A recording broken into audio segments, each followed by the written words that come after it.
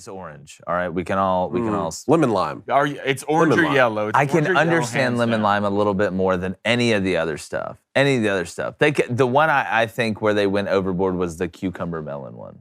No, the cucumber. You like, lost why, me already. I'm not drinking Gatorade. Unless I'm getting courtside tickets and cucumber water, then I'm not doing it. Yeah. No, not even then. Not even then. I'll go sit in the nosebleed. But hey, I'm not drinking cucumber water. No. So we like to talk about trust in the signs here. You got to trust when it comes to betting what nature's giving you, and you have to, trust the signs just like in life. You had a hummingbird situation a couple of weeks ago, and apparently there's an update. I need your advice, okay? Look, you come to Sensei Jake when it comes. Blaine, you remember this. Several weeks ago, I came home on a Friday, on a Flaming Dragon Friday, good sir. That's exactly right. Hummingbird in the garage. Immediately, I tried to get into my Jake Crane. He's been trusting the bird signs. We know squirrels don't work. What should I do here? Squirrels or turtles can't I took the Temple Owls against UMass, and we hit. That's exactly right.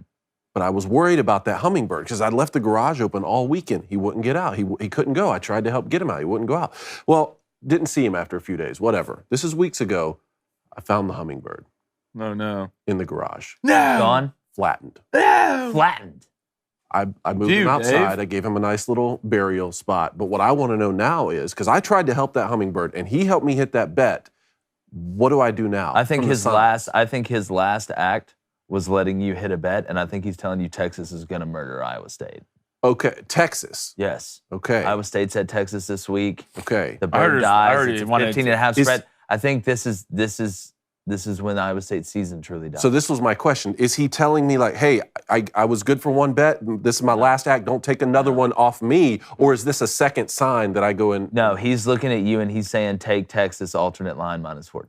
See, that's what I needed to know, because I would have never thought that, because Texas and Iowa State. You have to really think about it. You have to really think about it. He already did you one favor. You guys had a good relationship, such a great relationship. He didn't even want to leave the garage. You tried to get him out. You tried to get him to leave. He wouldn't even go close to his food source. And you know what he said? If I'm going to go out, I'm going to go out hitting the pick for Redwood. I'm going to go out hitting the pick for my boy D Sizzle, David Cohn. Right now, if I was you, I would look right in the camera and go ahead and lock in Texas on the alternate line -14. I would never have thought that.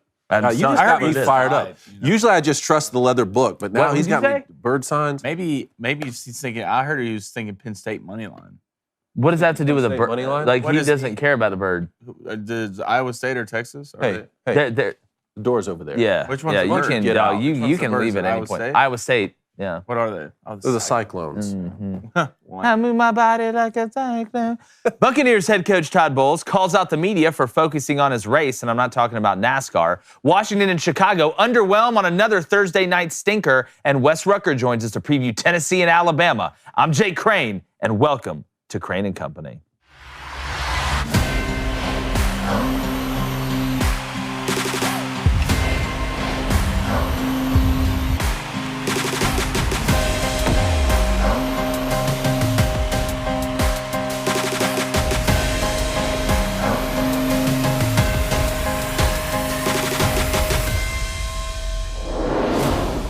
It seems that every topic in today's society, regardless of arena, gets boiled down to race, which is probably one of the leading factors in everybody being so pissed off at each other all the time in our current times. Now, sports is not shielded from this epidemic either, as we see in headlines across the sports world almost daily. And that is why what Tampa Bay Buccaneers head coach Todd Bowles said while answering questions at a press conference recently is so refreshing and important. Now, Bowles is an African-American head coach, and there's a lot of tension in the NFL about supposed equity in the expanded Rooney Rule not going far enough when it comes to letting more black head coaches get hired. So when he was asked about his relationship with fellow African-American head coach Mike Tomlin for the Pittsburgh Steelers, who happens to be his next opponent, and then about interim Panthers head coach Steve Wilks, he had the perfect response. Bowles said, "We don't look at what color we are when we coach against each other. I have a lot of very good white friends that coach in this league as well. We coach ball. We don't look at color." Now, you would think that would have ended the conversation right there.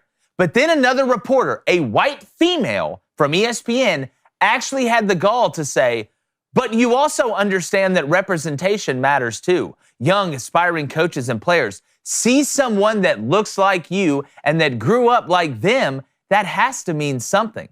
Now, I'll let you guess who sounds like the racist in that exchange, but it led right into a trap because Bowles had another perfect response. He looked at her and said, when you say see you guys or look like them or grew up like them, that means we're oddballs to begin with. I think as soon as you guys stop making such a big deal about it, other people will too.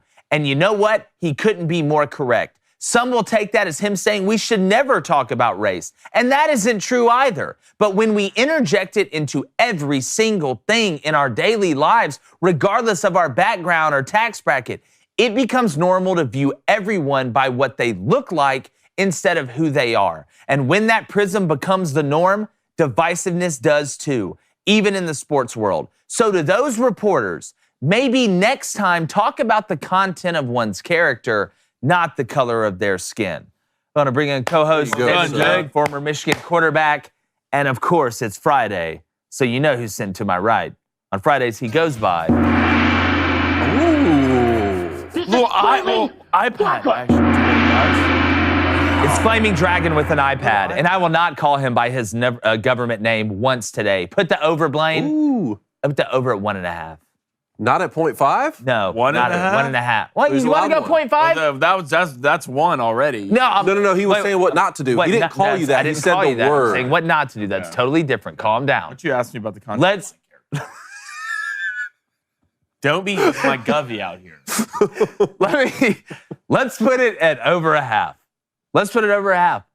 I'll say over under a half. Wow. Half point. All right. Okay, let's We're do it. gonna find Let's out. do it. But in all actuality, and we got so much to get to, I don't want to stay on this too long. But I want to play the clip, Cone, and then I want to see what you think. Let's go ahead and play the clip of Todd Bowles striking down the wokeness. You and Mike Tomlin are two of the few black head coaches in the league. I wonder what your relationship is like with them and your thoughts on Steve Wilkes joining that fold. I have a very good relationship with Tomlin. We don't look at what color we are when we coach against each other. We just know each other. I have a lot of very good white friends that coach in this league as well, and I don't think it's a big deal as far as us being coaching against each other. I think it's normal. Wilkes got an opportunity to do a good job. Hopefully he does it. And we coach ball. We don't look at color. But you also understand that representation matters too, right? And that when young aspiring coaches or even football players, they see you guys, they see someone that looks like them, maybe grew up like them, that has to mean something.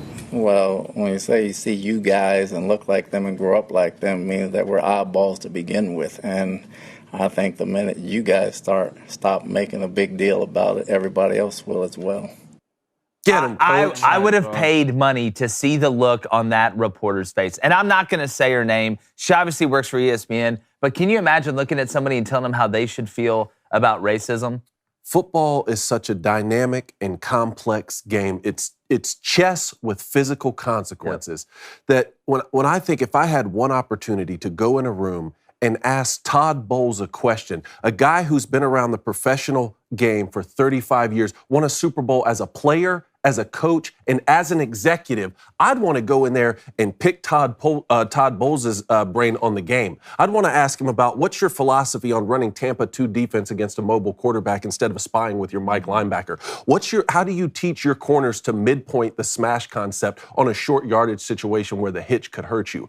When you don't understand the tactics of the game, you have to resort to low resolution questioning. Yep. And what is lower resolution than going in and just seeing that someone else has a different skin color than you? So I found the question disrespectful, but it doesn't matter what I think. He found the question disrespectful, and he called them out. But I'll tell you what really got me. What really, really got me is when we shared this story out yesterday, the people who tried to come out of the woodwork and say that only white people found this response to be, newsworthy. Like only white people who never played sports or who weren't good at sports found this response to be something to applaud. That's what really got me. And I started thinking, there aren't that many white wide receivers in the National Football League. Can you imagine a reporter going in and asking Cooper Kupp what he would think about going and playing against Wes Welker or Julian Edelman? No. You would have been called a racist for that. You can have guys like Ryan Clark sit up there and call him an accountant.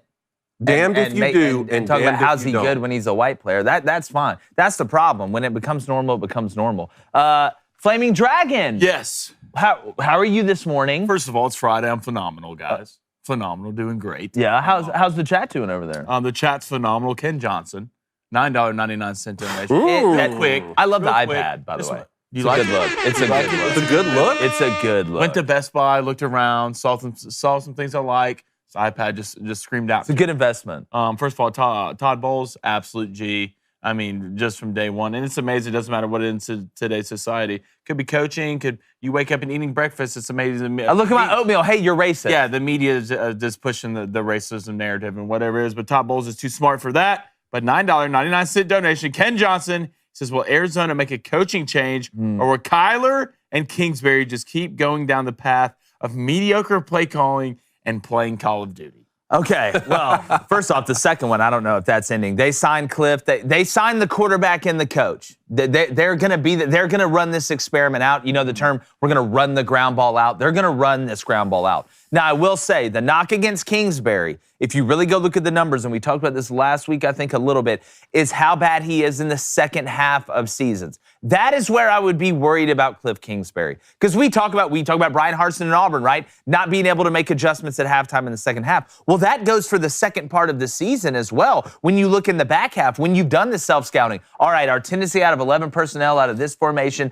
we run these 7 plays, 45% we're running this play. That's what they're guessing. How can we change up our tendencies? How can we kind of fool them into some false sense of security about what we're going to do? That's where they've struggled. Now, if you look at what's around, all right, you look at what's around Kyler Murray, they've got to put more around him. I know Hopkins is coming back after week 6, I believe, to give them that elite alien receiver out there. Rondale Moore, coming off that hamstring, you got to get more out of him, but they have to continue to put pieces around Kyler. I don't feel like that team is in a position to where I can sit here and say, you got to get rid of Kyler, you got to get rid of Cliff. Now, if they fall off a cliff, pun intended, again for the second half of this season, they're not going to fire Kingsbury. All right, but the birds will start chirping a lot louder. But it's hard for me, even with all the Call of Duty stuff, even with the clause in Kyler's contract about, hey, please prepare the way you're supposed to prepare to be an elite NFL quarterback,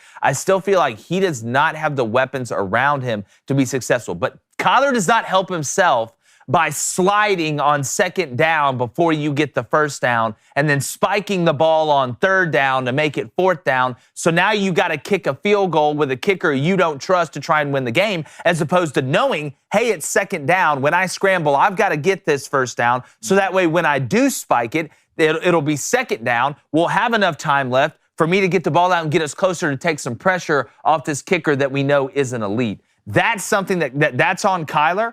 And that's an area he has to get better. But I think in aggregate, when you look at the whole thing, they've got to get more weapons. Well, Kingsbury and Kyler Murray are more intertwined, I think, than any other coach-quarterback combo in the NFL Pretty based much. off the system, right? I mean, they hired Kingsbury and immediately got that number 1 pick. They go after Kyler Murray to fit that system.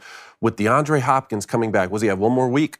This is it right here. This last week? He's back. Comes back after that. That undoubtedly will help with the second half problems, but will it just be offset with what you're saying, the second half issues? Again, Hop hasn't played the first 6 weeks, so he's going to have fresh legs, number one. You know he's taking care of himself. He's going to have fresh legs, so he's going to look a little bit faster, maybe a little bit everybody jumping higher. But the biggest thing Hop does isn't post-snap. It's pre-snap. It's for the game planning. You have to know where that guy is. We always talk about it's great to have 2, right? To have 2 guys, 1 on each side, so you got to play us even. You can't bracket everybody. It opens up the seam. But I think what you'll see is with Hop out there, he'll probably get his, but I think you'll see that the guys on the periphery start to make plays and be even more effective, because teams realize, even though he hadn't played the first 6 weeks, when DeAndre Hopkins gets out there, that is an elite catcher of the ball. That is an elite route runner. He understands the nuance. He has instincts, and man, his hands are strong. He has some of the strongest hands. So if probably you're the National Hollywood Football Brown, League. you're excited to see I am DeAndre Hopkins come back? super Maybe let excited some to people see it. double team him a little bit. That's exactly. Well, all of a sudden now you're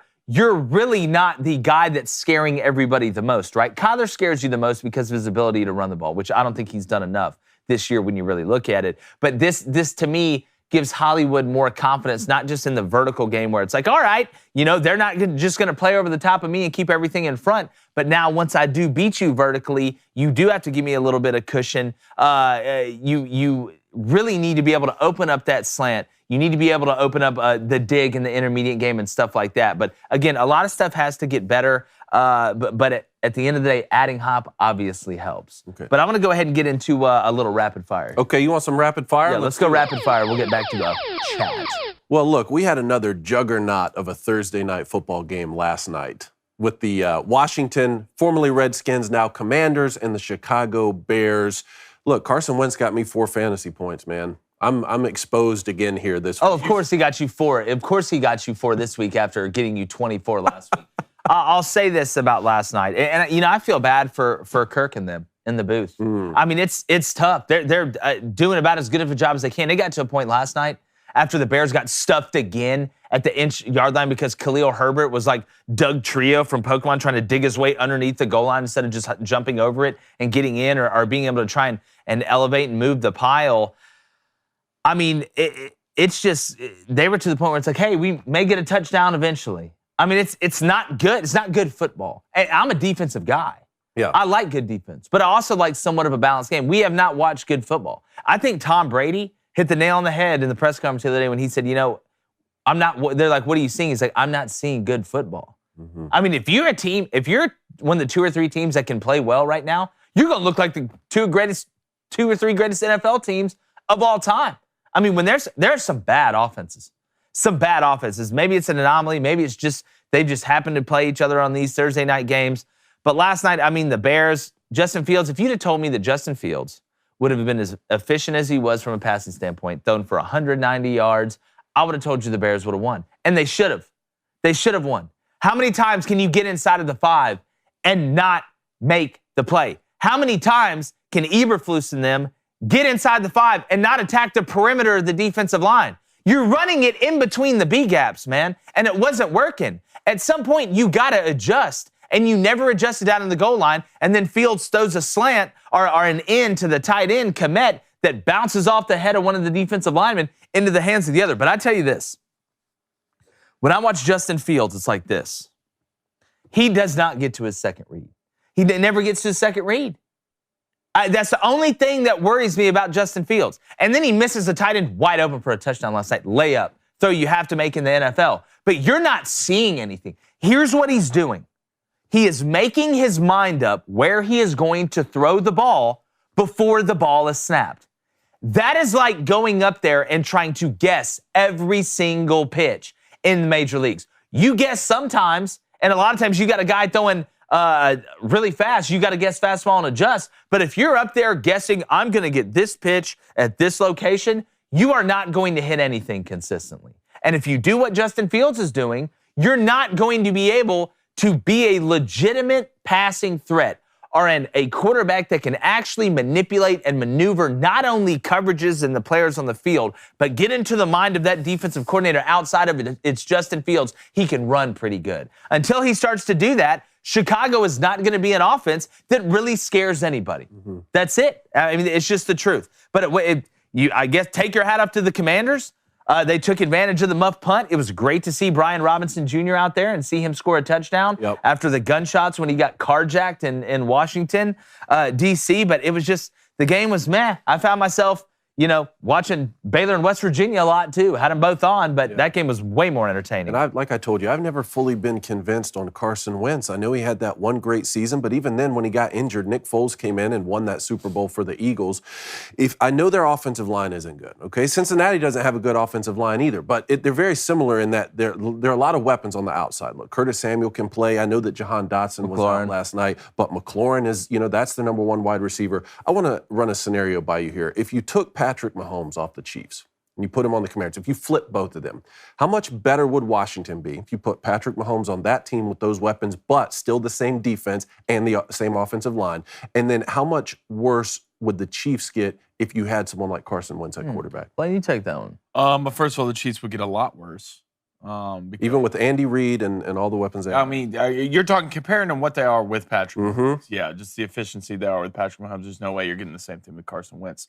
I think obviously the Commanders would be better, but I question that system a lot more than what the Chiefs run. What Andy Reid does, just from a play calling standpoint, the way he blends the run to the deep pass, to the play action, to the RPO. He just formations and motions you to death. And then you go to the Commanders, it's really vanilla, it's really bland. And you saw that, but obviously the Commanders would get better and the Chiefs would get worse. Carson Wentz hasn't looked like the same guy since his knee went. I mean, he just hasn't. It sucks to say because I like Carson Wentz, especially as a person, man. Yeah. He's a great guy. I know he plays hard, but still, he's making the same mistakes he usually makes in his career. Too many interceptions, and usually on a Thursday, he has godly numbers. Yeah, he's undefeated on Thursday. He was 6-0. And he still is. That's why I put out the tweet that he hold was on, going he to ball. still is undefeated. Oh, on yeah. Thursdays. He's 7-0 We're talking now. like Yeah. they lost. You want to know how bad He the Bears lost for me. offense was? That's why I think it was. I think Carson Wentz was confused yesterday. That's the problem. I think he thought I needed him to win the football game, even if he didn't play well. When actuality, I needed him to play Yeah, y'all need to even if they lost. Y'all need to start over-communicating. It just looks like on offense, like they're just going against the grain. It just looks hard. Everything looks looks hard. Everything looks nostalgic, and and I'm not surprised because it's Carson Wentz. But Justin Fields is going to get better. Well, he's got to start. He's got to start getting the second read, man. He's got to start doing it. A lot of that is clock in his head. One of the look, worst offensive I want to lines in think the that. I want to think that, and I know the offensive line hasn't been great, but I'll give you a great example.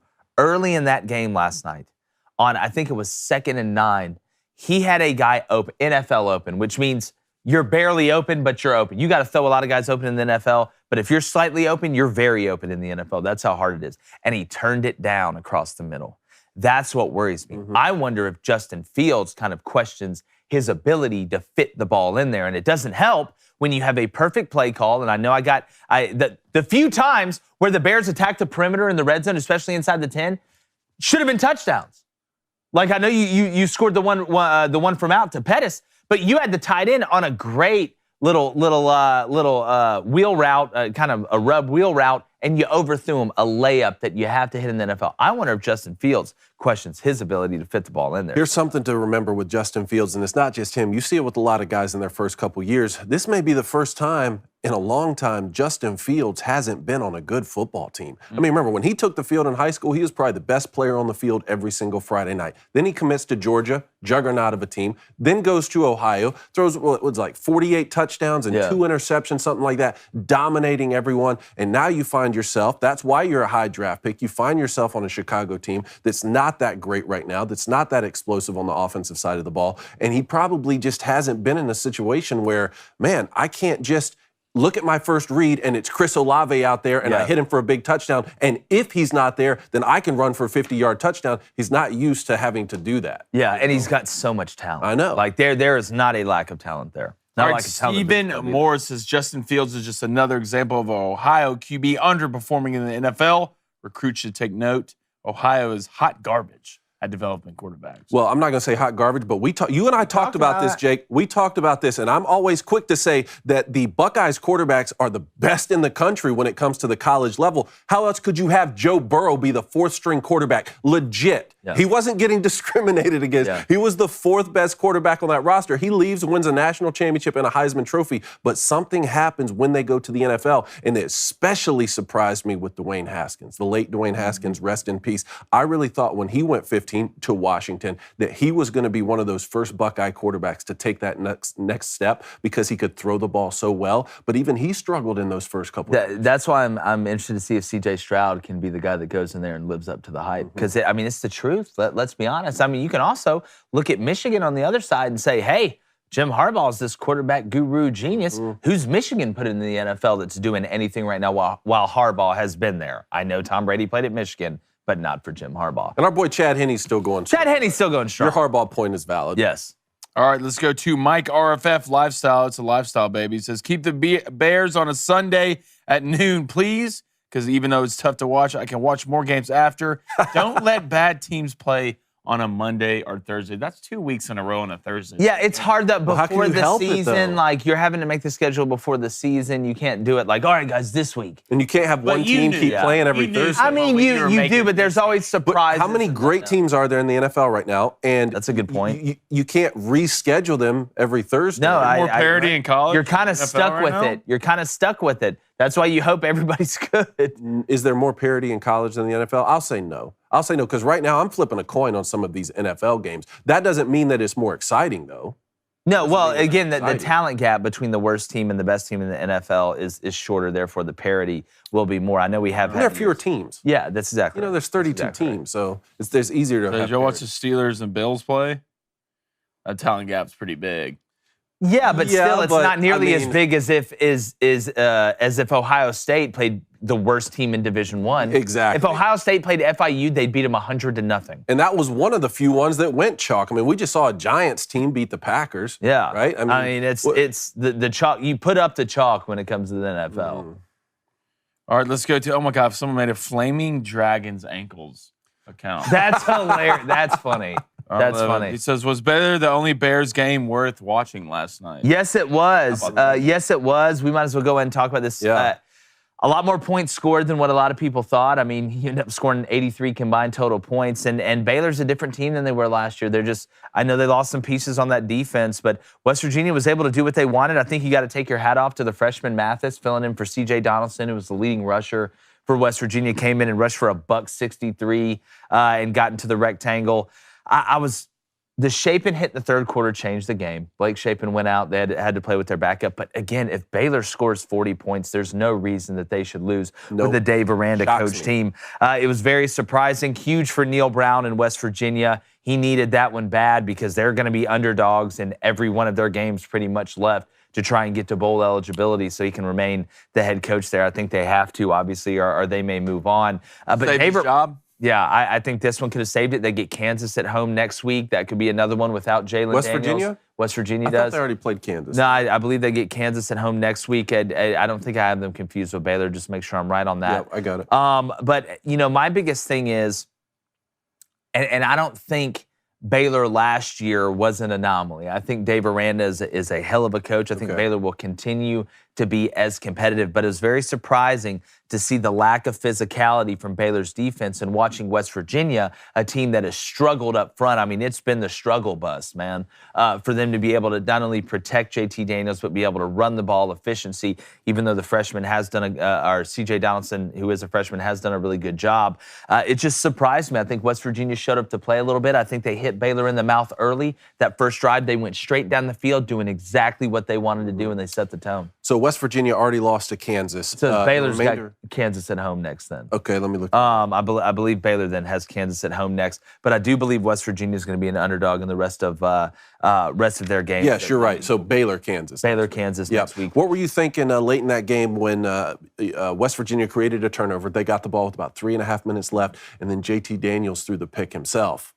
And then Baylor has the ball on the short field. They come in, they tie the game. Were you thinking that Baylor was going to come back and win that game even with a backup quarterback? Yeah, well, again, it wasn't like just the lights totally went out. The kid wasn't super inept, but I thought at some point, and Baylor's defense did step up and get the turnover.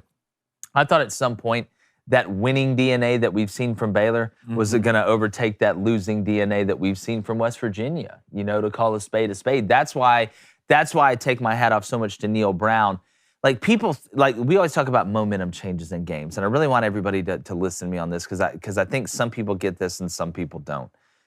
It's not just about the one big momentum change in the game. We know this. The game is so full.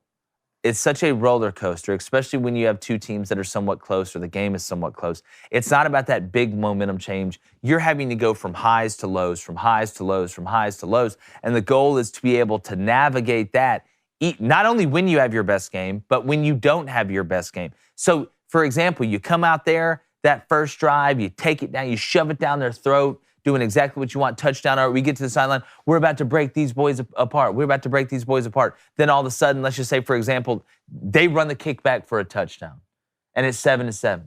All that momentum, it's hard to get 18 to 22-year-olds to be able to compartmentalize things. And it's a lot harder when it's going good. People think, it's hard to get these guys up to play. No, when you're losing or you just lost, it's easier to get guys to want to go out there and play good because they're embarrassed.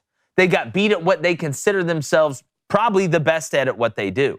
But when you're doing well, it's a lot harder to get everybody to not be like, you're freaking out and headbutting each other and stuff like that and say, we got to keep doing it. It's a long game. So that, to me, is where you see winning DNA. It's not just how you react when it's going bad, but it's how you react when it's going good. That's the difference, I think. Yep. No, I like that. Did you want to get to this Dan Snyder stuff? Yeah, let's get to Dan. Okay, since we were talking about Washington, Dan Snyder, the longtime owner of the Washington Redskins and now Commanders, continues to be in the spotlight, and he says he has dirt on every owner, including Roger Goodell, and that he will not be forced to sell his team. You know, look, at first when you hear something like this, you kind of laugh it off. You're like, yeah, right, ha. But if you really look into it, the stuff that Dan Snyder's got away with since he's been there, it makes you think it may be a little bit true. I'll tell you something I found hilarious. Dan said that all the owners hate each other, and then they asked another owner, and the owner said, no, we just all hate Dan. I actually believe this. I think he does. I think he has hired private investigative firms. I think this man does. Because I think when you operate at that level, when you're a billionaire, I think the rules are different than I think it's hard for us sitting here, and most of our audience, I'm guessing, is not billionaires. If you are, hey, throw a dono in there. But they operate in a different world. Mm-hmm. I think there's different rules. And when we hear something like this, to us, we're like, what? Like, I would never hire a private investigative firm to go see what Blaine's doing. I already know. I would never hire a private investigative firm. What are you up to, Blaine? Yeah, to go see what Cohn's doing. That's not something that would happen in the realm of who I know and how I live my life. But in a billionaire's realm, when I'm guessing you probably have people coming at you all the time, there's no telling, not just family coming out of the woodwork, but all types of stuff. I would not be surprised in the least if this was real. And you know what? Part of me wants it to be real because I think Roger Goodell is one of the biggest, for lack of a better term, douchebags that there is. I think he's one of the biggest ones. I think he's overpaid. I think he does a horrible job. I think he's a yes man. I think all he does is care about optics and he has no true values. And I hope Dan Snyder's got something on him. Am I for tattletales? You know, am I going to run in there and mommy, you know, he hit me? No. This is a little bit different. They're trying to take away his baby. To me, Dan Snyder views the Redskins as his child. That organization is his child. He's gone through a lot with it, and he does crazy stuff. But I think he is going to defend this until the end, and I think he does have dirt. I think he has dirt on the other owners, and I'm so interested to see. The NFL is the greatest soap opera of all time. It continues to be that, and this is another great example of it. And if they try and push him out, I think you are going to see things come to light. And you're going to have to balance, if you're Roger Goodell looking at it, if he does got some on you, which I bet he does, because I know you're not clean, Roger. Sure. I know you're not clean. And I don't think he'd come out here and just say this. I think he'd go another route about, you know, something else or go down a different road. But man, I feel like this is true. Well, we don't know Dan Snyder personally, right? No. And not all good men are nice, and not all nice men are good. You know, it seems by all accounts he's not a nice guy. He's always causing problems and things like that. And everyone else can be held accountable in an organization. Players, you're done. Bring me your playbook. Coaches, GMs, owners rarely get held accountable. So when we see these situations where we are trying to hold owners accountable and maybe force an owner to sell a team because it's just not working out, I understand the philosophy, but you're going to have to be more specific for me than just using the word toxic, right? Or using the word problematic. What did he actually do, and is it worth 24 other owners, because that's what it would take, to vote him out? We can't just say, oh, well, you know, he's mean to some of his employees or we're having an investigation. I know a lot of times where there's smoke, there's fire, and I probably wouldn't want to hang around this guy. I don't think I'd like to work for this guy. At the same time, you're going to have to provide some proof if we're going to have to force this guy to sell his team. And the accusations, there's a lot of accusations of stuff that has gone on planes and with women and stuff. You have to prove it. Like you said, I'm with you. You have to prove it. You can't just say it's toxic. I'm 100% with you on that, because if that would set a horrible precedent. But we've seen owners. You saw the Dolphins owner get slapped a little bit. Stephen Ross gets slapped a little bit. We saw the deal with Robert Kraft, who got off the hook. It was a happy ending for him when it came to the masseuse parlor. Touché. But we've seen this a lot in the NBA as well. You know, you had Donald Sterling, Robert Sarver, stuff like this. So he is not going down without a fight. Let's go ahead and put it that way. Oh, if the ship's sinking, Dan's sinking with it. And everybody else, he will burn this thing down before they try to push him out. Dan Snyder's got a little flaming dragon in him. If you need an outlet, to come talk about it. Dan, come on. Come on, Dan. Come on. Take a seat. You're safe. It's a trust tree. Tell us what you know. But if you're the Commanders, I know you won last night, but like what a dysfunctional organization. bad. Not good. You've got this with Dan Snyder. I mean, you already changed your mascot name, which is stupid in the first place. But you have this stuff with Dan Snyder. Your head coach is talking trash about your quarterback, who just had another bad game. It's just, the only good thing was Brian Robinson Jr. coming back. That was the only good thing. Did y'all see when he ran out the other day to many men? Oh, that ran out of was the tunnel. That dude's built. He's literally a transformer. Yeah, but just another Bama running back. There's another one. I know. And they were talking about that last night. I was like, I completely forgot. This guy's backing up Najee Harris and Damian Harris. And I'm like, another Alabama. Josh Jacobs. Look at all the Josh Bama running backs in the Jacobs. league. Go through them. Derrick Henry, Josh Jacobs, Brian Robinson Jr., Alvin Najee Kamara. Harris. Alvin Kamara, what? Tennessee. Yeah, well, he was at Bama Technically, first. He played football at Alabama. Yeah, he claims Tennessee, though. Okay. He claims Tennessee, though. I mean, you go down the list, Bama's got dudes, and now they're putting Kenyon quarterbacks Drake. in the league. I mean, they got so many. Oh, yeah. Did you see the D line for the Commanders? It was Yeah, all Bama. it's Bama, yeah. Jonathan Allen, Payne. Like the GM from the Right. Eagles woke up like this one day. I get it. Georgia and Bama. Yeah, I get it. No, it makes sense to me. I get it. Let's go to Ryan Gade, $10 donation. Ooh, Whoa, hit that hey, button, $10 David. donation. He says this: great night yesterday. Baylor's never won in Morgantown. Since you guys picked against my Mountaineers, I want to hear your best rendition of Country Roads. Number one, I did not pick that game. I did when we talked about it. I don't even think I gave a final score. me neither. Cone may have to sing it, but I'll sing it with him. It's totally fine. But that was a big one for West Virginia. That's right. They haven't won in Morgantown. You know what? My vet. Well, not my vet. The dogs. The vet. I take my dogs to. Your vet. I fired my vet a long time ago. You're a furry. I fired my vet. You're furry. Sorry, man. My vet. His name. It's Wes. He's a Address? he's a West Virginia grad. Social? He's a West Virginia grad. So every time I go in there, he's like, talking about it. So the next time I go in there, I know he's going to be excited. But we can put can we put like the Country Roads like instrumental? Yeah, I'll have on, to or- get it. You have to get them. We will do that for you at some point. We'll That sing it will on be the done. outro. Yeah, that will be done. We'll sing it on the outro. All right, let's go to Jimmy's mom. She's got it going on. Got it going on. Hashtag Ask Cranico. Wasn't the trash can bet made because, Cincinnati made the playoff, not because Bama won? Yes. He's right. The bet, remember, you had to do the hot wing. You had to eat the hot wings. Because of Ole Miss. You said Ole Miss is going to be Alabama. And I made a bet because I said I thought Cincinnati was going to lose at least one game and not go through the whole season undefeated. And you said that they weren't. And it came down to them playing Houston in the AAC championship that week. And I said that Houston was going to win. And you said that Cincinnati was going to win, and that's exactly what the bet was. That's an old school. That's an old school fan in but there. I got to give credit. Somebody else said it too on Twitter yesterday. Somebody else said it too on Twitter. It may have been the same guy. I may be losing my mind here, but that's exactly what it was about. It was not about Alabama and Georgia. Either way, you made good. For sure, I got the trash good. can yesterday. You can see it. What else? Flaming Dragon. We got to talk some Major League Baseball here. In a second. Major League Maria Just Me says, wonder how Dan feels knowing all the owners despise him. Is he going to burn it all down or what? He's threatening that for sure. You got two types of people when this happens, when the Titanic's going down. You got the guy playing the violin on the deck who's going to just try and make everybody else comfortable while it goes down. Then you got the man who was supposed to marry Kate or Rose, whoever it was, who gets in the boat with the women and the children while everybody else dies. I feel like Dan is the type that wants to get in the boat with the women and the children and watch everybody else die as the Titanic goes down. So was that Billy Zane?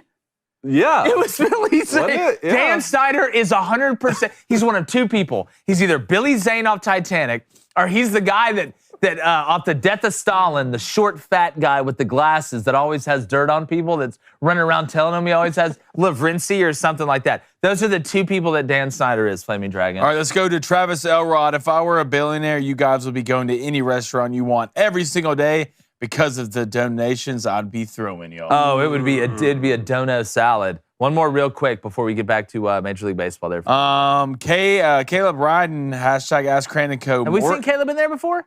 I don't know. Welcome I home. don't know, Caleb. Welcome. Hashtag Ask Cranico. Morton or Strider tonight? I don't know how healthy Spencer really is. I don't know how to answer this without a healthy Spencer. So we're going to play a game called They're Both Healthy.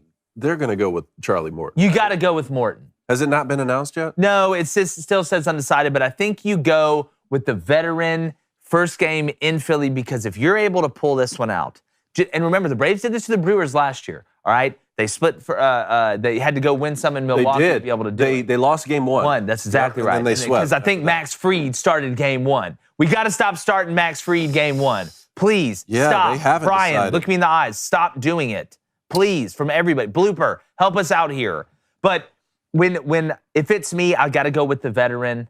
I mean, Charlie's been there, done that. Not that Spencer couldn't go get it done, but what I would love is if Charlie Morton goes out there and absolutely brings the shovel for 7 innings, the Braves are able to win, go up 2-1, and then you got Spencer Strider with the mustache of destiny and the fastball from hell coming at you to try and finish off the best of In 5. game 4? In game 4. Okay. That's All right. that's me. If I'm looking at it, if the Braves drop another one, okay, let's say Braves drop game 3 here. you got to go Strider game 4. Okay, so you're not thinking. So you're staying away from Max Fried, even on short notice. Yeah, I'm staying because he away didn't from throw Max. that many pitches. I'm staying away from Max right now. It's hard to me for me to look you in the eyes and trust you. You know who I trust a lot more? Kyle Wright.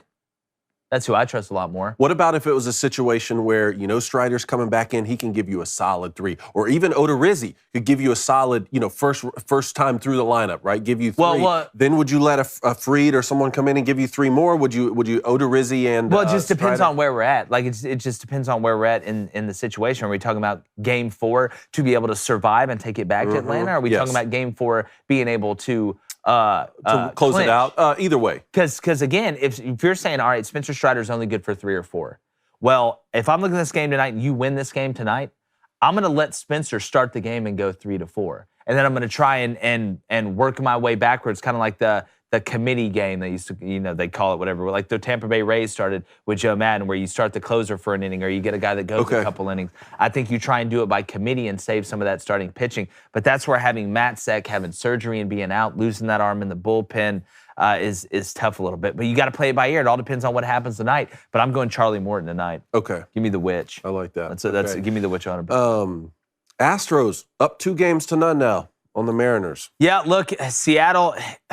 First off, Alvarez is just killing the Mariners right now in clutch moments. He hits the 3-run bomb with his family being there for the first time to watch him in Major League Baseball. Then last night, he hits the go-ahead home run in like the 6th inning. The Mariners, they're getting there with a lead. They're not able to finish. And that's what it comes down to. And typically when you see teams that can't finish, what do most of them have in common? They're young. They're young. Luis Castillo was great yesterday. Gave up the home run, but the Mariners had a chance. The Mariners, in reality, should be up 2-0 right now. But that's, again, hypotheticals. If some butts are candy and nuts, we'd all have a Merry Christmas. I think you're seeing the experience of the Astros late in games, the Bregmans hitting the important home runs. Got Alvarez, who's been there and understands that making the big plays at the plate late. The Mariners aren't getting the hits late. They're kind of getting them early and then trying to hold on and survive. But don't be surprised if Seattle wins 2 in a row. They're in Seattle, and we got a Game 5 in Houston. I would be surprised, but it With could happen. with the biggest question is, and I know what they're setting up for. If it does go 5 games, you win Logan Gilbert game 1, you win Luis Castillo game 2, you win game 3, game 4. Do you go back to Logan Gilbert and then try and throw Castillo game 5, or do you say, you know what? We're gonna see how Castillo the feels rotation. like, or just stick with your normal rotation. That's what's gonna be interesting to me. Yeah. All right, let's go to the Booster Club. Stephen Weeks, a $4.99. Hit the button, David. Stephen, I didn't see a question under this, but We're gonna say your name. Appreciate the donation, bro. Yeah. Let's What's go the to name Lee- again? Stephen Weeks. Stephen Weeks. There we go. Yeah, Leo Malta's $4.99 donation Guys, says we're going clubbing tonight. HTTR. HTTR. Yeah. You love to see it. You love to see it. How are you feeling about that? You know what that means? HTTR. Do we know what that means? I I'm feel. lost. I feel like that's Southern Misses, right? No, it's to the top. I'm losing my mind. HTTR. HTTR. Why can I not? Nothing's coming to my head right now. Help tarantulas try Rogaine. Okay, Stephen, I found this. Okay. High temperature thermal radiation. That's what it was. Flaming Dragon. Hey, all right. Hey. See, we learning something new every day, guys. Problem solving. Hey. Wow. Thinking I of tell you your- what, our audience I just found gets Stephen smarter. Weeks' comment. What All right, was he it? says, Bama stops Tennessee's run game. Bama by 21. We got Wes Rucker. Woo! All right, does an unbelievable job covering Tennessee coming up here in a minute. But Cone, I do want to talk just for a second about the game, the Major League Baseball games today. If that is okay with you, sir. I would love nothing more. Braves, Phillies, 3:30, 4:30 Eastern. Yankees, Guardians, 1 o'clock Eastern. Okay, there we go. Let's stop Dodgers, right there. Padres at 8 o'clock. Let's tonight. stop right there. Yankees, Cleveland got rained out yesterday, which this is why you like having the travel day built in so you don't have to play a doubleheader. That's the thing that you're trying to avoid. You're trying to avoid doubleheaders because you can't play 7 innings.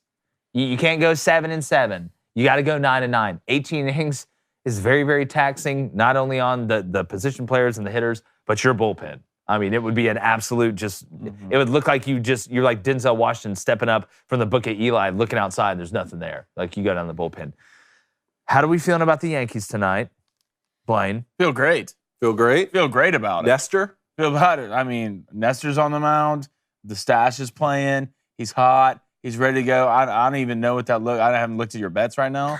If I look up there and it says Cleveland money line, I might freak out. No, I just Cleveland nobody caught me.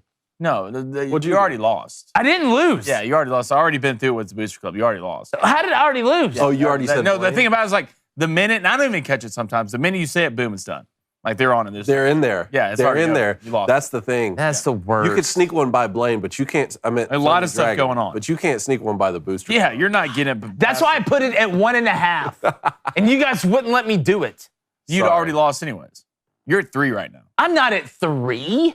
I'm not at 3. You calling the Booster Club liars? No, I'm at the calling camera it. and say I it. think they're Look at the camera and say it. they're stretching the truth. No, I will not do that. I invented the Booster Club. Those are my children. That's the Redskins. You're I'm calling Dan them liars. Snyder. That's my You're calling Redskins. your own kids liars. No, I'm not. Wow. I'll tell you, he's not a liar. Wes Rucker, Go Balls 247 here to talk about the biggest matchup, probably I think in the last 20, 30 years for Tennessee. Wes, how's it going, my friend?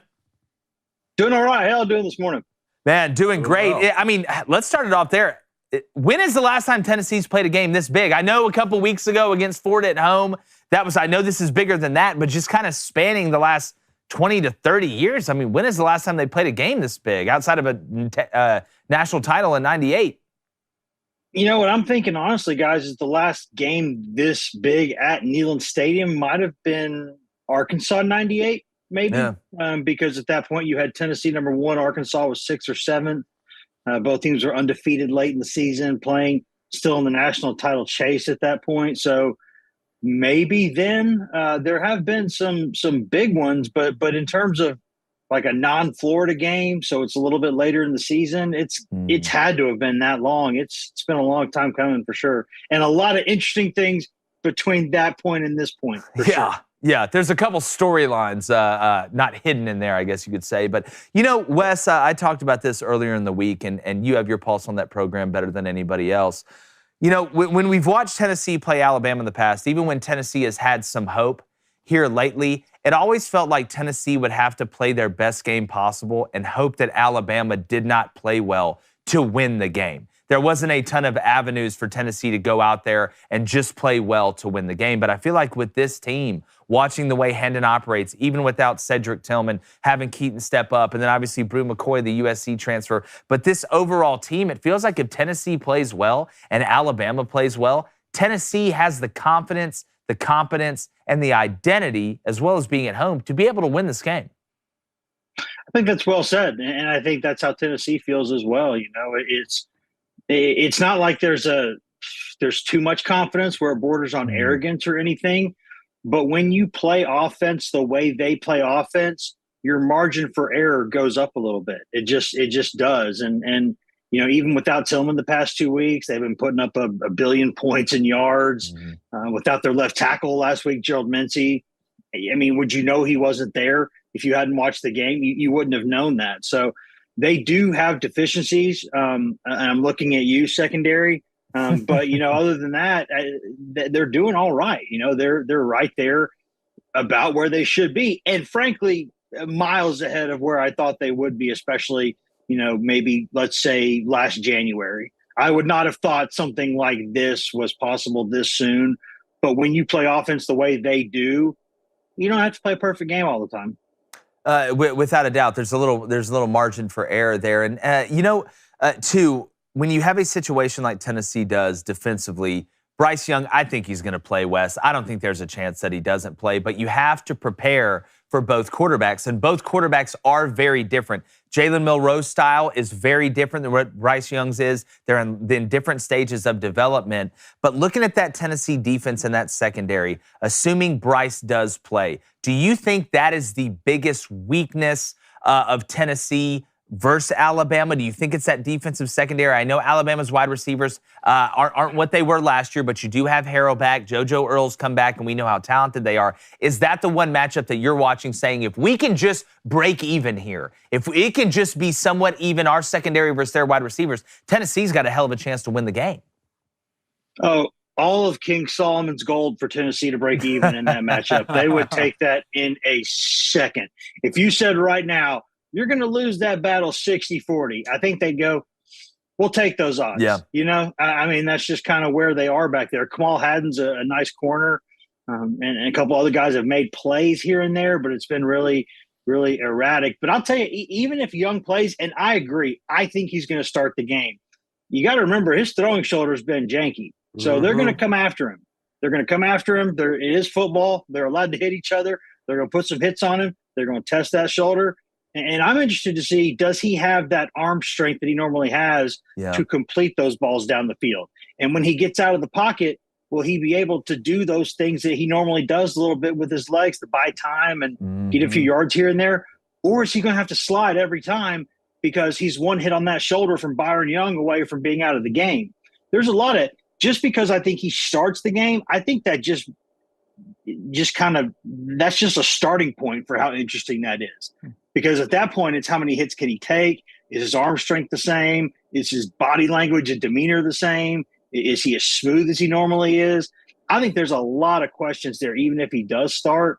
But you're right. I think he will start. I'd be surprised if he didn't. I know he's a tough kid. I know how much this means to him. He's going to want to be out there, so he's going to want to test it. And I think Tennessee's going to say, okay, let's test it. Very true. If I'm Tennessee looking at it, and everybody will talk about his throwing arm, and I think you bring up a great point about the running ability because you're taking away a dimension that Bryce Young has. You're kind of funneling him now. Do I have to worry about putting a spy on Bryce Young in certain situations? Are they going to start getting the ball out quicker because they don't want him to take that hit? That way I can start scooting my safeties and secondaries up and getting them in 2nd and 8 and 2nd and 9, stuff like that. And we know Jahmyr Gibbs has been good. Big Key's going to be able to keep him under 3.5 yards a carry to really put them in a precarious situation. But there's so many interesting storylines in this game, David. Yeah, well, what excites me most about it is that it's good on good with Tennessee's high-powered offense against this elite Alabama defense. And then we look at the other side of the football. We have, like you said, a banged-up Tennessee secondary with Warren Burrell out now and then Jalen McCullough with the arrest against either Alabama's backup quarterback or a Bryce Young who may be rushed back a little bit. So, Wes, my question to you is, given all that, do you anticipate a high-scoring affair in Knoxville this weekend, or will it be more of a low-scoring game, and can Tennessee win no matter what type of game this becomes? Those are good questions. And I'll be honest with you, with Tennessee, I think the over is normally a fairly safe bet. Not always, but more often than not, the past couple of years, Tennessee, the over has been a pretty good bet. Tennessee's also been pretty good on that main line for the past couple of years. So I think they're probably safe to think it's going to be a high-scoring game. I say that now it's going to be 13-10. Yeah. But, you know, you look at the way they play, that pace, and you look at how much Swiss cheese they've got going on there on the back end. There's usually high-scoring games. And last week against LSU, they only hit the under because LSU scored 13 points. So it's not like it was some sort of a low-scoring game. Tennessee put up a 40 spot despite kicking 5 field goals. I mean, they kicked 5 field goals in a game, so they left that many points on the board, and they still scored 40.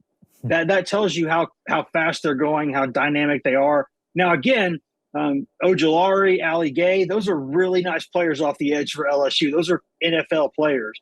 They're not Will Anderson. Will Anderson is a different kettle of fish. That is maybe the best edge player I've seen in this league in a long time. Mm-hmm. So I think he is a good matchup. But I'll tell you what's a really fun stat is Tennessee, most teams are blitzed an average of 27% of the time when they drop back.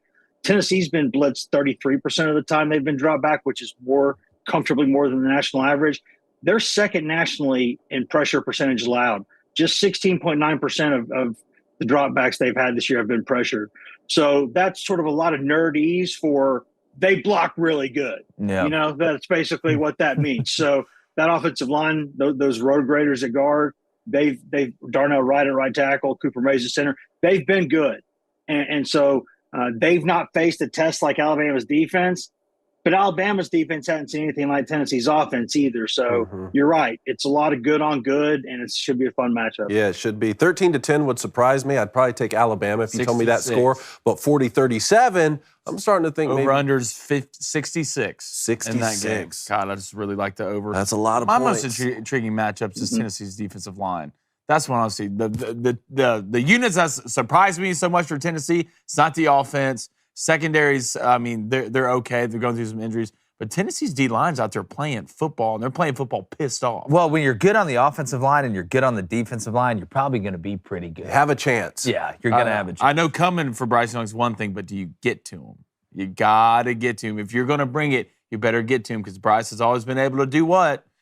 Pick blitzes. Well, if it's me and I'm Tennessee and I know he's got that banged up shoulder, I'm going to show pressure all night. I'm not going to bring in a lot, but I'm going to show it to make him get that ball out so you don't have a chance to hit those plays. Are you mainly bringing 4 the whole night? I'm gonna show 5. I may even show 6, but I'm gonna. What you do is you bring 4 early and see if you can get there. Any good defensive coordinator knows if I'm gonna get there with 4, I'm not gonna rob Peter to pay Paul, bringing guys in the linebacker and the secondary in. If I can get there with 4, I'm a house cat. My milk's getting brought to me. It's like being able to run inside zone for 5 yards a pop. Everything works in 2nd and 5. You need to throw it deep. That's exactly right. All right, I love it, Wes. We're going to go to the Booster Club here. M. Hutton wants to know, can Tennessee get stops on defense, or will this be one of those games where the team with the ball last ends up winning? I'll tell you, if it becomes a game like that where it comes down to a final possession, I would take whoever had the football, basically, in that situation. I mean, I just – it's kind of like one of those NFL games where you're like, I bet whoever gets the ball last is going to win this game, no matter what the time is on the clock. I would say that now if you take over at your own 5 with 25 seconds left and have no timeouts and you're down by 6, I'll take the defense then. Yes, but generally speaking, whoever gets the ball left with the reasonable amount of time on the clock, that's the bunch I'm taking. Although I will say in those situations, Tennessee's been in that situation a couple times, and that's when they basically, for lack of a better phrase, say screw it, and they come after you. And those points, they've been pretty good. So I think Tennessee's defensive line is probably about as underrated as any group anywhere in the SEC. Those guys have put up really good numbers. And Byron Young, his pressure numbers are flat out better than Will Anderson so far. Very true. Yep. Let's go to Aaron McManus wants to know, #Ask Wes, what is Tennessee's Achilles heel that might cost them this game against Alabama? I can guess. I'm going to say the secondary. Yeah. That's probably, that's got to be it. Warren Burrell's injury, it's like Warren Burrell, it's one of those situations where people are always like, oh, let's see a new guy. I'm tired of looking at this guy. And then it was, hey, the new boss sucks too. It was kind of one of those deals where they're like, which one was better? I don't know. There's a reason he was playing. Yeah, I mean, it's like these coaches that are paid millions of dollars a year. Sometimes it's like they're probably playing the best guy that thinks going to give them a chance to win. So, and the McCullough thing is interesting because as a citizen, I have a lot of questions after that incident report. Just being candid with you, I read that incident report and I go, that doesn't sell the thing for me. I've got questions about this whole thing. Yeah, and I think Tennessee did too. That's why you've not, as Tennessee, that's why you've not seen Tennessee come out and say he is suspended pending investigation. Tennessee hasn't said a word. Yeah. And so are they just going to play him? I don't know. Heupel was pretty evasive about that this week, if I'm being honest. Even yesterday he was very politely evasive, but nonetheless evasive. And so I don't know. He said they're still going through the process.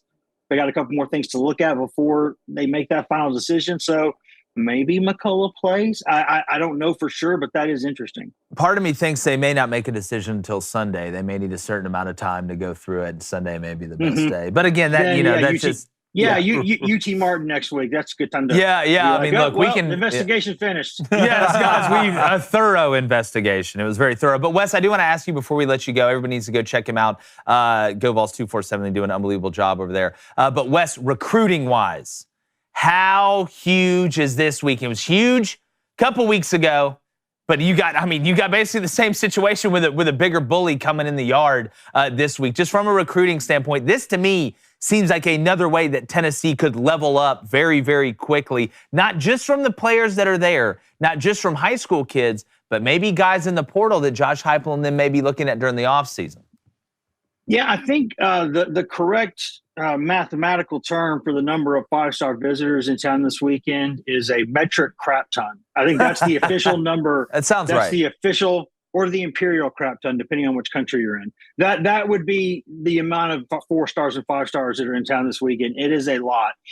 And, no matter how that game goes, the lead up going into it, everything around it, it's going to be an absolute madhouse.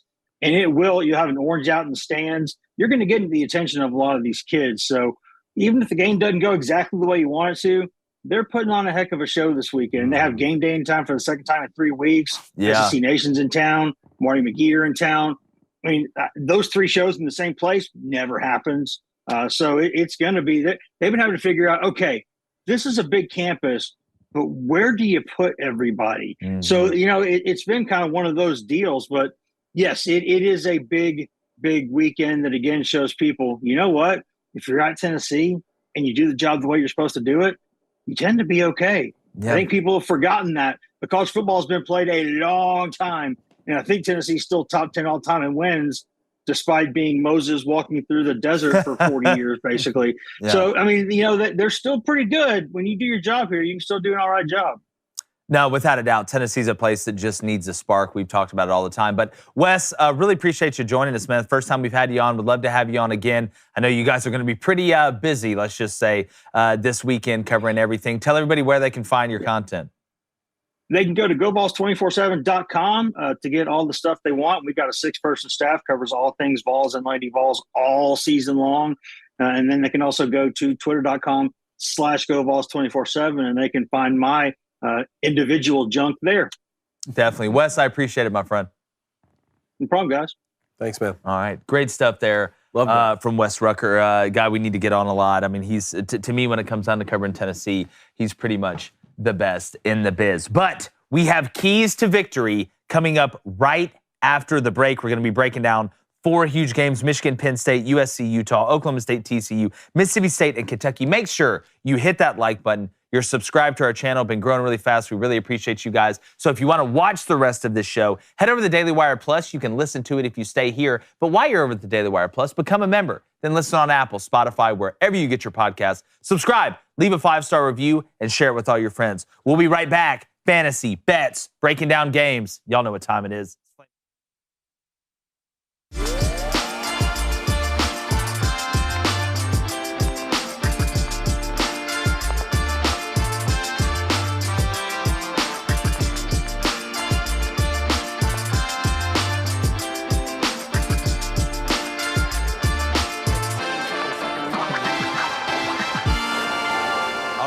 We are back. Backstreet's back.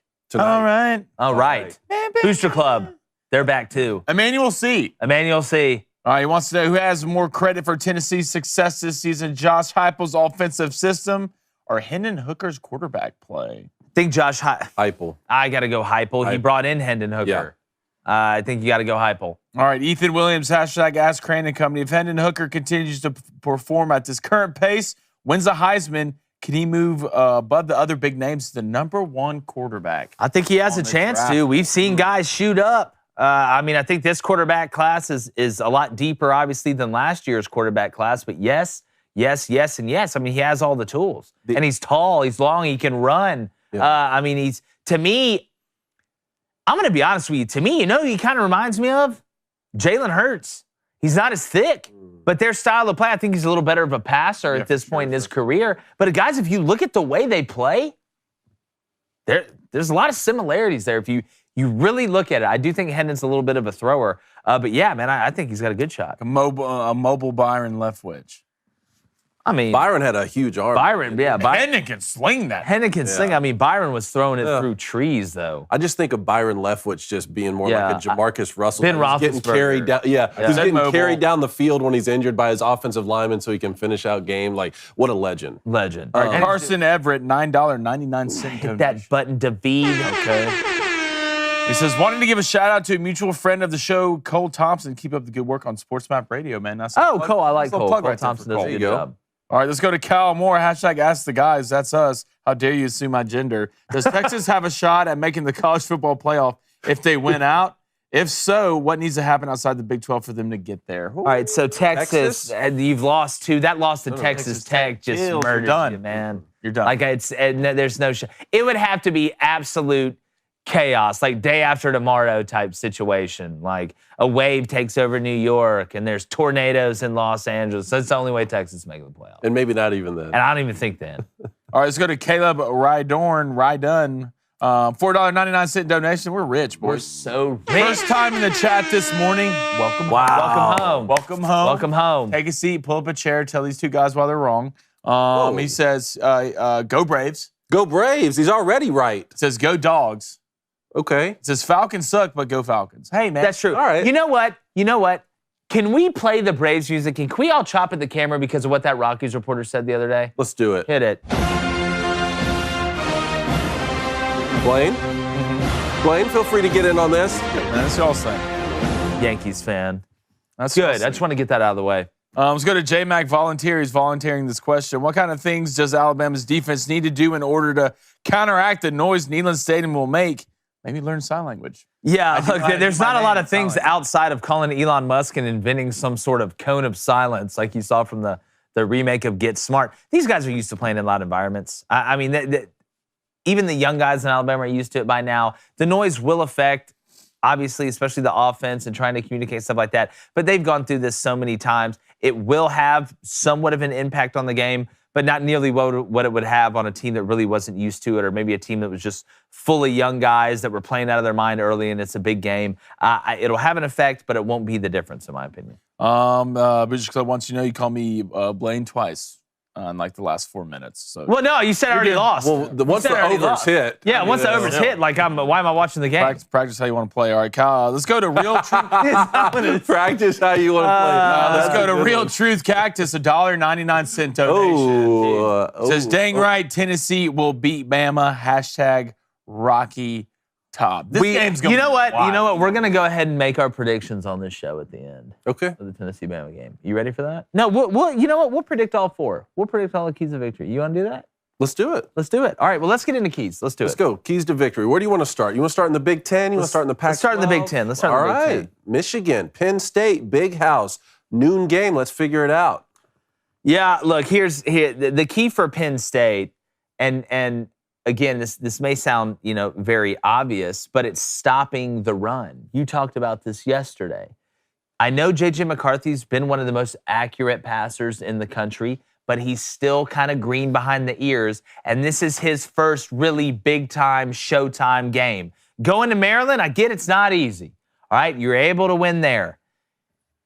Indiana, not easy, but Indiana's not exactly the best team. I know Maryland was at home and they were on the road at Indiana. So you played in a couple nice games. It's like She-Wolf and Beer Fest. It was a nice strawberry beer. But it's not the best environment, the biggest environment. This is a huge environment, huge national game for J.J. McCarthy. And if I'm Penn State, with the secondary I have, Joey Porter Jr. and those guys, I am trying to take Blake Corum out of the game. Not injury, but I will load the box.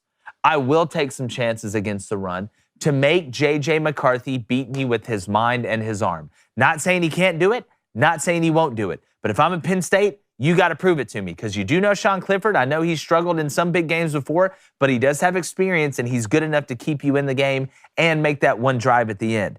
If it's Michigan, to me, it's you have got to find a way, and they have the cats to do this defensively, to take away the big plays that Penn State has to have. Penn State, to me, is not going to be able to go 8 to 10, 10 to 12 play drives against Michigan and score touchdowns. That's the key. They may get some field goals. You may get some bend but don't break. But what you can't have happen is let Kevontae Lee or Nick Singleton in the backfield or let Parker Washington or Mitchell Tinsley out wide hit you for the big play to give Penn State hope. Because I do think you're good enough on defense to be able to hold them to field goals in the red zone and make them and keep everything in front of you. Does that mean you may play a little bit of too high, a little bit of umbrella, maybe give up some of the underneath stuff to Sean Clifford and stay away from the 1 or 2 trick plays that James Franklin runs a game, or Mitchell Tinsley blowing the top off, or Parker Washington taking a bubble, making one miss and taking it to the house? That's going to be the key, I think, on the Michigan side. Yep. So who do you think wins this? Or do you want to do that at the end? Who do you have winning this I'll football do it game? right now. Yeah. I think Michigan wins this game I think Michigan wins by 4. I see a 4-point win. Give me Michigan 27-23. Do not let my man down. Yep. Don't let him down. 27-23. Yeah, I think Penn State will sell out on the run. And the thing is, you have to sell out on the short passing game, too. Make J.J. McCarthy throw the football down the field. He struggled the last 3 weeks with overthrowing wide receivers down the field. They've done a good job of getting Roman Wilson and Ronnie Bell the football behind the line of scrimmage. So, to me, that's on the other key to victory on Michigan's side. Do that more often. If Penn State's going to sell out on Blake Corum in this run, get Donovan Edwards involved in the backfield and get Ronnie Bell and Roman Wilson the football behind the line of scrimmage a little bit more, kind of like the Bengals were trying to do with Jamar Chase the other day. Then on the flip side of that is get to Sean Clifford early and get to him often, bang him up. Do not let him extend football plays, because when he extends the plays with his feet, you're going to give him an opportunity to test your weakest part of your team, which is your secondary, which to me is the key to victory for Penn State on offense. Test Michigan's secondary constantly throughout this Clifford's ballgame. a sneaky runner, too. And he's been there for 13 years. Yeah. So sooner or later, you think he'd come out and win the. I have one key to this game is for both teams. Which D-line plays better? That's what it's going to come down to, because both these teams want to do what? They want to pound the rock. Pound the rock. And one thing I go back to Michigan was the Maryland. They did a lot better last week at getting to the quarterback. But Maryland, the game they brought forward and really couldn't touch the quarterback at Maryland, Lil Tua. So we know Michigan has the athletes. Or we know Penn State has the athletes. Penn State's defense is as good as any defense in the nation. I really, truly believe that, especially their secondary, phenomenal. Their backs are good. I really did the over-under in this game. I think it's 52-53. I like the under in this game. I don't think there's going to be a lot of points. The team who can stop the run and make the least mistakes is going to win this game. I think Penn State pulls the upset. Oh, nice. By a score of what? I'm going to go 17-14. Low boy. I got Michigan 30-24. I think they kick 3 field goals. Yeah, again, you talk about the run game. What does the run game open up? Play action. That's what I think they're both looking for. All right, how about you want to go out to the Pac-12? Let's do it. Let's take USC, number 7 at 20, Utah. Yeah, for USC, you've got to continue to find a way to get turnovers. Now, like we talked about the other day with Tom Luganbill, and me and him agree and disagree a little bit on this. USC does, lead the nation in a couple categories in defense. They're doing a good job of turning guys over. How long can that last? And you look at Utah with Cam Rising, what has he struggled with? Turning the ball over in important times as well. I mean, even last week, against UCLA, he fumbled once, fumbled twice, two huge fumbles, because they were moving the ball. They were moving the ball in UCLA's defense. He had a couple big runs for touchdowns. I think that Utah, or the biggest key for USC is to create turnovers, and for Utah, it's to take care of the ball. Because I think if Utah takes care of the ball, not that USC is a bad team, they're a good team. I love the Lincoln Riley hire. I think he's going to bring them back to have a chance to be able to win national championships and stuff like that. But Utah's backed in a corner here. All right, they're backed in a corner here. They haven't been what everybody's thought they've been. They lost to Florida. Then, you lose to UCLA, who turns out to be better than we all thought. I think Utah's going to be able to run the ball in this game. I think you'll see Utah actually control the clock a little bit in this game. And I really like the matchup up front with Utah's offensive line and USC's defensive line, unless Utah turns the ball over. I don't worry about USC's offense. I know there's been some games where they haven't looked fantastic, but when you have Caleb Williams and Dye and Mario Williams and Addison and these absolute, aliens running around on offense, you're going to be able to generate points, and the offensive line has been good enough. This game's going to come down to turnovers. Give me Utah 34. to 27. Utah. I think USC scores a touchdown late to bring it within a touchdown, but Utah wins by a touchdown at home. Well, Utah, I mean, look, I had Utah winning that conference. They've let me down here with 2 losses already. Like, I'm going to go with Southern Cal at this point. I think 37, 34, something like that, nice USC. Yeah, I'm going 34 or 31 USC. Utah's just, their defense is not the same. It's just not the same, especially when in you the lose box. Devin Lloyd. I mean, yeah, I know you're giving up 150 rushing yards a game. USC, I mean, you got the Cats. I feel like this will be kind of a breakout game from USC when people actually start taking them somewhat more serious than what they are. Their defense is still, you get to that top 4 teams, I don't think they'll be good enough to play with them. But I think USC wins this game. Cameron Rising making mistakes at key times, what he didn't do last year. Yep. Number 8, OK State. At number 13, TCU. Both unbeaten. Man, you know, part of me is really starting to believe in TCU a little bit because they have the formula. You have the experienced quarterback that really hadn't broken out, that is breaking out right now in Max Duggan. You have a wide receiver core that is legitimately one of the best in the country. You're able to score from any point in the field at any point in time, and your defense is playing good enough to win games. My key for TCU is you have to find a way. We talk about making J.J. McCarthy beat you with his arm. You have to find a way to make Spencer Sanders uncomfortable. Because I think TCU is going to be able to score against this Oklahoma State defense. We talked about Baylor giving up points against West Virginia. I think Oklahoma State's different than they were last year on defense when it comes down to it, and TCU is going to be able to score a lot of points. You have to find a way to make Spencer Sanders uncomfortable. How do you get Spencer Sanders uncomfortable? You get him in 3rd and long. That makes every quarterback uncomfortable, but I think when you see Spencer Sanders get in trouble and try and improvise too much when he turns the ball over, it's in 3rd and passing downs. So you have to be able to win first down if you're TCU on defense. You got to win first down. If you win first down, you keep them behind the chains. I don't think Oklahoma State is good enough on offense to stay behind the chains consistently and put up enough points to beat TCU, because TCU is going to put up points. So you have to make Spencer Sanders uncomfortable by getting him in 3rd and long. And then offensively, if you're TCU, you have to continue to remain balanced from a play calling standpoint. I think Duggan does a really good job, whether it's through the RPO or reading, hey, we have this many in the box, I need to spit the bubble. When we're in doubles, true doubles, where number 2's off, 1's on the ball. So again, those are my keys. I like TCU in this game by 10. Give me TCU 45-35.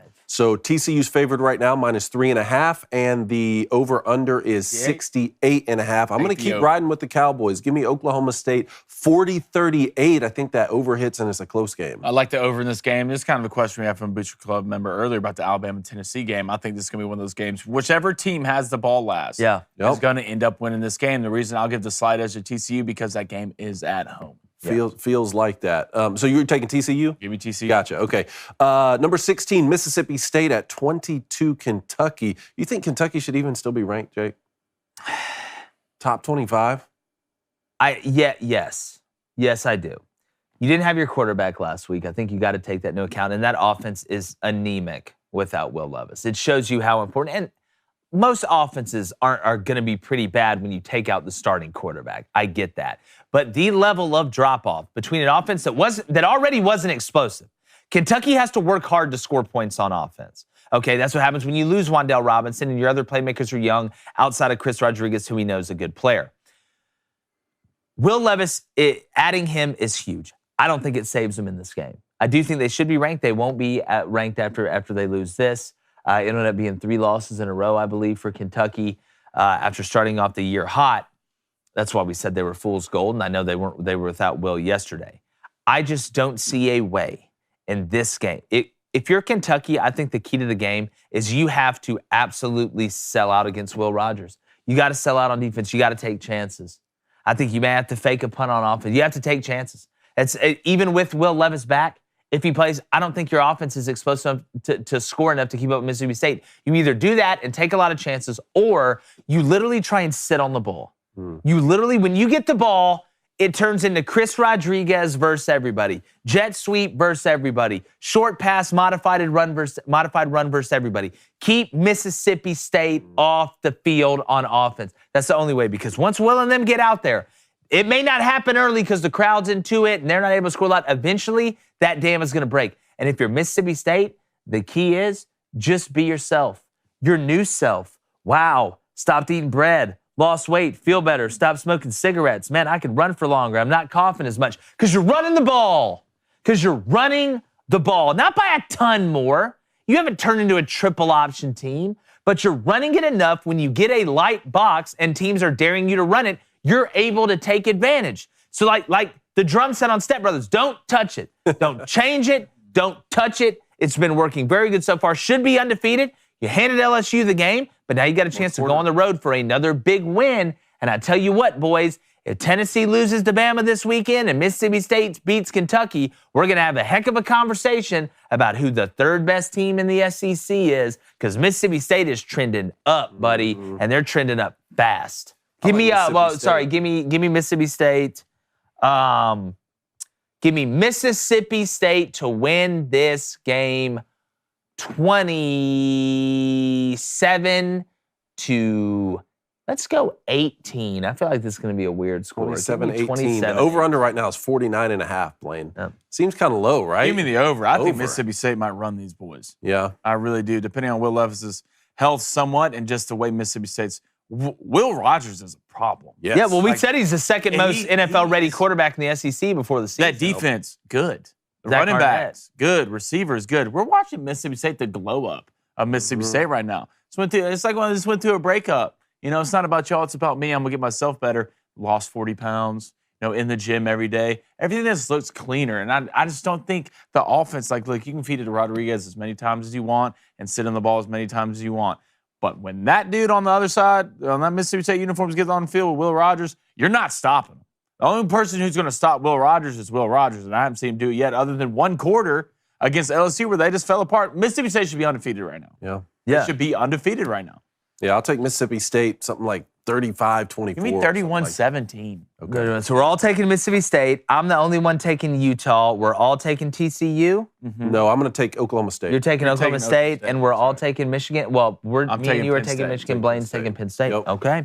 All right. And then my spidey senses are kind of tingling with Florida State and Clemson. I know it's not one of the top. It's not one of the top 25 matchups. Florida State's kind of a ranked, weird, but it's in Doak Campbell. I'm not saying that they're going to beat Clemson. Just something. I keep looking at the game. I keep looking at it. You're worried. Is DJ you going to regress? When is it going to happen? Struggled a little bit in the first half against Boston College. Connected the dots in the second half, and they were able to pull away. But this isn't Boston College. The thing about it is Jordan Travis is such a wild card. Yep. Because what type of quarterbacks are able to really do things against elite defenses? Dual threat quarterbacks that are legitimately able to throw the ball while being smart and can run it and get you that 3rd and 6 that you didn't think you would get unless they made that great run, or that 3rd and 9. Or all of a sudden, the quarterback draws in play, so you have to worry about it. You're afraid to go 2-man and stunt the front, because if they roll the back out, the linebacker's got to go with them, and if he gets past the first line, he may be gone. I just feel like this game is low scoring and ugly. It just seems like an ugly game. I don't know what the over-under is on that, but I may take the 51. under. 51's a lot of points in that game to me. That's a lot of points. To me, I do feel like Clemson ekes it out, which would just kill Florida State fans after the way they've kind of lost these last couple. Give me Clemson 20-17. 2017? Yeah, it just feels like one of those games, man. How about Knowles, 24-23? Okay, look, not wide left, not wide right down the middle. Right down the middle. It's good. Yeah. Spread's 3.5. The more I look at this game, it's just I don't know what to think of it. I mean, what Florida State team's going to show up? Yeah. I mean, what Florida State's which Jordan Travis is going to show up? Well, you've seen good Jordan Travis, and I've seen bad whole year. And I've seen bad. Especially someone against Clemson. It's at Florida State, 3.5 point spread. It's going to be 74 degrees, sunny, not a lot of wind. I might take Clemson minus 6.5 in this game. Ooh. I think Clemson might come out and make a statement and let some people know who they're really. Man, this defense for Clemson is extremely good. No, it's really good. I just feel like guys like Johnny Wilson on the outside for Florida State, can be the difference makers to keep it close. I just look at that over under. That's what I'm looking at. I can get that game at 54.5 for the under. Ooh, cap it under 200. That's very true. But speaking about fantasies, different fantasy. Team David versus Team Shapiro this week. Got a little bet. Tell them about the bet. Yeah, Ben Shapiro and I have a bet this week for fantasy football. He's going to come on, do an interview on our show, and talk Major League Baseball in the coming weeks. My team wins. He has to come on in a Chicago Cubs shirt and hat. And to the casual fan out there listening, you might be saying, well, nice. What a bet. Way to go out on a limb. You do not understand how much this man, one, loves the Chicago White Sox, and two, hates the Chicago That's true Cubs. hate. And my team is not off to a good start for us to see him in a Chicago Cubs shirt and hat, because Carson Wentz, who I almost sat, my finger was right on the button, Blaine, yesterday. You looked me in the eyes yesterday. I asked, I had a one-on-one with all of you, okay? And it wasn't good. He put up 4 points. We're off to a bad start. But I was able to beat Team Morning Wire when Tua had 2 points and went out with the concussion injury. But if Team Shapiro beats me, I have to sit in here during that interview when he comes on in a Mets shirt and hat, Jake. I don't want to wear it. Look, I don't know if I mean, we may not have to be friends for a day if that happens. Blaine's playing Vanderbilt. Oops, I mean Team Morning Wire. Whoa. Yeah, I mean, at this point, I'm just trying to put a roster together to get out there on the field. You got Keenan Allen's going to play this weekend? I don't know. Keenan Allen's out, Swift's out, Damian Pierce out, Daniel Carson's out. Oh. I mean, guys, I don't like, who am I Your dropping? kicker's out? Yeah, who am I dropping? Look, all right, Like, hey, here's who I want for Hop. All right, let's talk about me and you. We'll talk about a trade for Hop. I've been asking about Hop we'll for talk weeks. about it. We'll talk about a trade for Hop after. No, but put it out there real quick. I want this to people. You're going to pick between Adam Thielen, T.J. Hawkinson? No. Blaine It's never DeAndre trade. Hopkins. He's a top Who do you want? receiver. Who do you want? Look at while I'm doing this, look at my Who's team. your and tell me backs? Who you want? My backs are Aaron Jones and Derrick Henry. Who's your flex? Gosh, who is my flex right now? I need to look at it. It's Cortland Sutton. I'm good. Oh, you're good? Apparently you're not good. Yeah, But I tell you we're who's not. going to be good. Me, after I don't have to eat this hot chip challenge, because I'm taking down Team Knowles. wait. That's who I got this week. Neither one of our guys played. Derrick Henry's on a bye week. I picked up Travis Etienne. Seems like he's going to be the number one guy because James Robinson really hadn't been getting it done. So we'll see. Just please don't fumble. And then the bearded one, known as Matt Walsh, is playing Team Clavin, the bald one. The bearded one versus the bald one. This is straight out of a Hogwarts, welcome a to Harry Potter 2022. movie. Yeah, welcome to 2022. That should be interesting. Team Walsh, not bad. He's not doing bad. He's the one I want to see go to the WNBA game the most. All right, bets tonight. Here's what we got. Last night, unbelievably let down. Unbelievably let down by the Bears. I had a -1.5 for plus money. Catch punts, idiots. But tonight, UTSA, FIU, over 14 points in the first quarter. I was over like, that's over 14 hit. points in the first quarter. FIU defensively, I mean, it just makes you feel bad watching it. It's like going and playing bingo at an old folks' home. You know that you're helping them, but you know that they're hurting. SMU, give me over 34.5 points against Navy, going off at -105. I know Navy runs a very slow offense, but SMU struggles against the run, and Navy against the pass. I mean, Rice should absolutely go nuts tonight. All right, Blaine, give me through your bets quick. I'm going to take the under 62.5 in the Navy-SMU game, just so Navy's offense. I don't think they're going to score a lot. SMU's going to win this game, but I feel like Navy's going to score more than 14. Give me UTSA -28.5. That's an alternate spread, -180. They're playing FIU.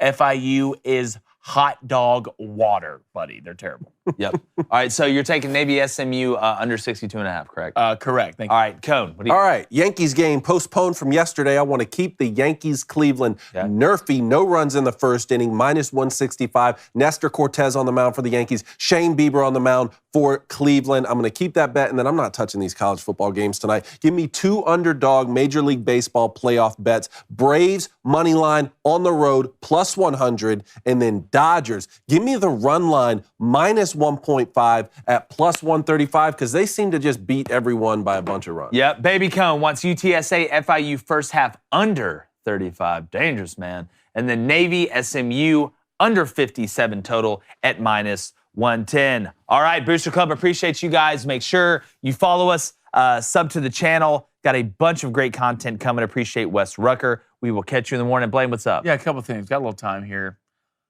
How do you have like 20 more bets than me? What? 219 and 189. I haven't updated your overall, Okay, the other I overall missed an records. entire month. I got in the middle of updating them before we went on the show today and ran out of time because We'll get Cody, send Matt Damon B. from Goodell. Cercio and Nason? Cody Nason. Send I over love the it. updates. All right, we got some donations real quick and a poll. What is the best Gatorade, yellow, orange, or other? Yellow, orange, or other? Orange, 44%.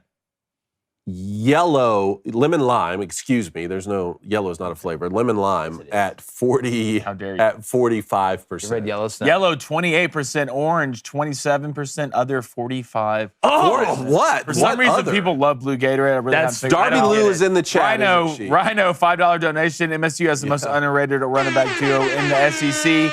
Mississippi State's run game is like Quigley's revolver, Quigley down under. MPA 768, $9.99 donation. Y'all deserve my Taco Bell money for today. Which school has the best looking uniforms in college football? As a lifelong Rebel, I got to give the crown to Ole Miss, but what do y'all think? I like the Baby Blues, Ole Miss in North Carolina. Ole Miss is I love tough it. to Carson beat. Everett, $4.99 donation. Wow. Jake says, train 3 times, spell brain. Say train 3 times again. Now say my name. No, it's Flaming Dragon. Emmanuel C. What is happening right $2.22 donation. Clifford by the Big Red Zone dog tomorrow. Penn State by 14. Clayton Busby, $1.99 donation. Feels like an upset. Florida State over Clemson. All right, thank you guys for the donations. We are definitely going to go take that out and hold hands and hope on the bets tonight. Appreciate you guys. And like the chances of the under hitting in the Tennessee-Alabama game, we're going, gone.